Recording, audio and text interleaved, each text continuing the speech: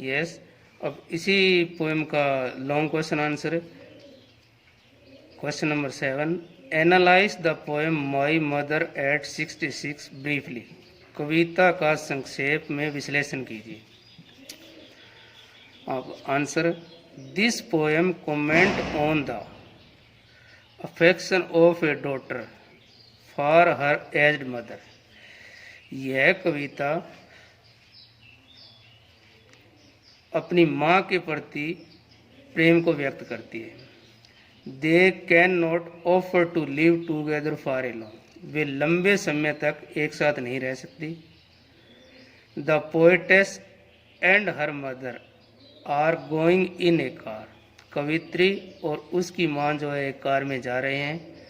The poetess is going to catch a plane. कवित्री को airport पे प्लेन पकड़ने जाना है। Her mother accompanies her to the airport to see her off. और उसकी माँ जो है उसको साथ में कंपनी देने के लिए उसके साथ जा रही है। She is old and weak. वह बहुत ही कमज़ोर और बूढ़ी दिखाई दे रही है। She looks pale like a dead body. उनका शरीर ऐसे दिखाई दे रहा है जैसे कि वह बिल्कुल ही पीला पड़ा हुआ है और एक मृत के समान है। The poets looked out of the car. तभी कवित्री जो है कार के बाहर की तरफ देखने लग जाती है। The trees racing backward and the happy children running out of their house stand for life. तभी कवित्री जब बाहर की तरफ देख रही है तो उस समय वृक्ष जो है बाहर की तरफ दौड़ते हुए दिखाई दे रहे हैं और जो खुश बच्चे हैं वो अपने घरों से दौड़कर बाहर आ रहे हैं। But her mother is nearing her and. परंतु उसकी माँ का जो अंत है ना वो बिल्कुल ही कवित्री को निकट दिखाई दे रहा है। The poetess doubt if she will be able to see her mother again. Poet को कवित्री को संदेह है कि शायद ही वह अपनी माँ से दोबारा मिल सके। The poetess is sad. कवित्री बहुत ही दुखी है।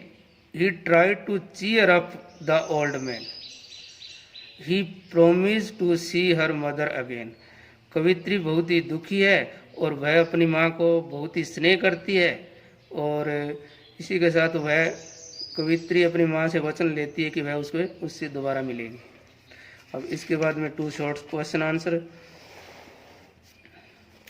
What has the poetess brought down in the image of merry children spilling out of their home. कवित्री ने घरों से बाहर भागते हुए युवा बच्चों का चरित्र क्यों पेश किया है? अब answer, the poetess looks out of her car.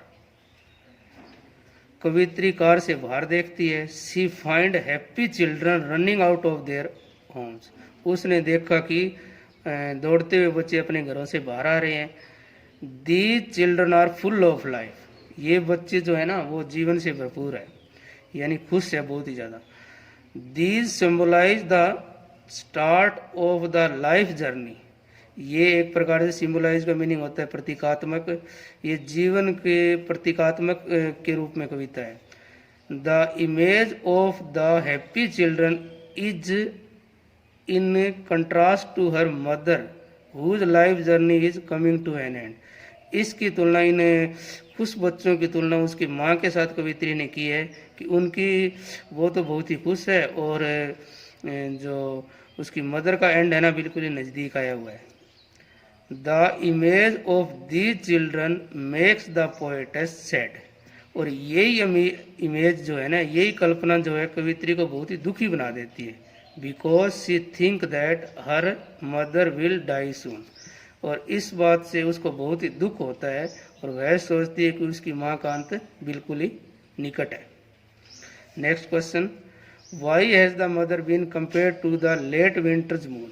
माँ की तुलना सर्दी के देर रात के चांद से क्यों की गई है?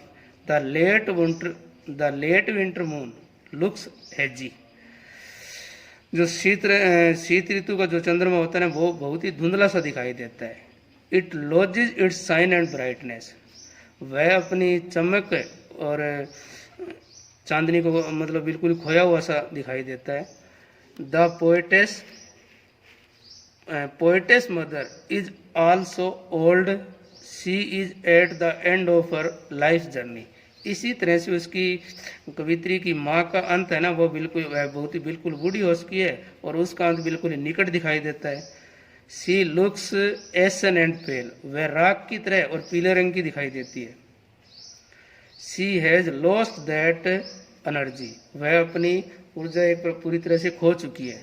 विच she had in her youth, वह वैसी नहीं दिखाई दे रही जैसी कि जवानी में होती थी. That is why the poetess compare her mother to the late winter's moon.